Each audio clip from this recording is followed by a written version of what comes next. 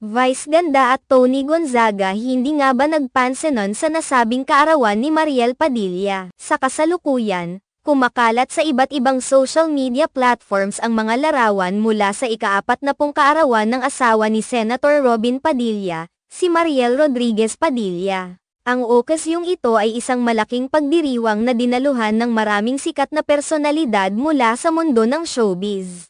Kaya naman hindi na ito nakapagtataka na agad itong naging trending sa mga social media channels. Ang kaarawan ni Mariel ay tila naging isang masiglang pagdiriwang na tinampukan ng mga prominenteng personalidad, kabilang sina Vice Ganda at iba pang mga miyembro ng It's Showtime family. Ang mga larawan at videos mula sa event ay nagpakita ng masigla at masayang selebrasyon, na tiyak na naging sentro ng atensyon sa mga online na platform. Bukod kay Vice Ganda, nakilala sa kanyang mga comedic performances at pagiging isa sa mga pangunahing host ng It's Showtime, dumalo rin ang iba pang mga sikat na bituin na bahagi ng nasabing programa.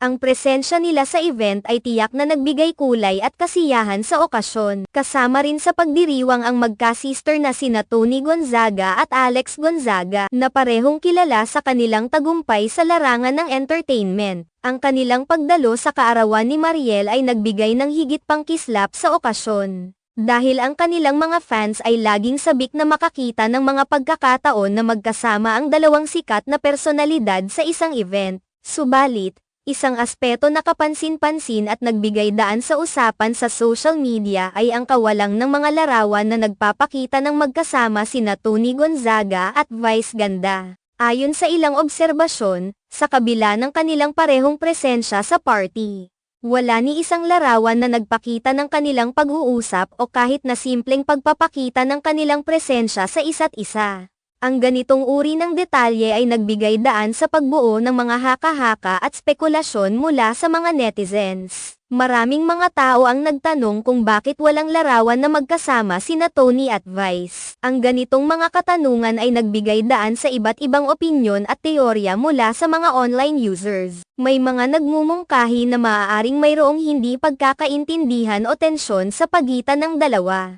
Samantalang ang iba naman ay nagbigay diin na maaaring hindi lamang nagkakakros ang kanilang mga landas sa nasabing event. Ang kakulangan ng mga larawan ng kanilang interaksyon ay nagbigay ng puwang para sa iba't ibang uri ng spekulasyon na nagiging sanhi ng higit pang pag-usisa mula sa publiko. Minsan, ang mga ganitong uri ng detalye sa mga social media posts ay nagiging sanhi ng pagbuo ng mga di umano'y kwento at mga haka-haka na maaaring hindi naman totoo. Ang ganitong mga pagkakataon ay nagbibigay diin sa epekto ng social media sa ating pang-araw-araw na buhay at kung paano ito maaaring magdulot ng hindi inaasahang reaksyon mula sa mga netizens. Sa kabila ng lahat ng ito, mahalagang tandaan na ang bawat isa sa atin ay may kanya-kanyang pananaw at opinyon, at ang mga ito ay bahagi ng mas malawak na diskurso na nangyayari sa digital na mundo. Sa kabuuan, habang ang pagdiriwang ng ika-40 na kaarawan ni Mariel Rodriguez Padilla ay isang makulay at masayang okasyon na pinuno ng kasiyahan at mga kilalang personalidad,